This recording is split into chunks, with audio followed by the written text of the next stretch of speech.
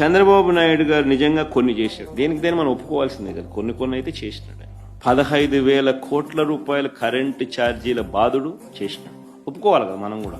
Government స్కూళ్లను కాలేజీలను చంపేసి తద్వారా private స్కూళ్ళు ప్రైవేట్ కాలేజీల్లో ఫీజులు పెంచి ఆ బాధుడే బాధుడు అది కూడా చేసినాడు, ఒప్పుకోవాలి మనం. దానికి చేసినట్టు ఒప్పుకోవాలి కదా.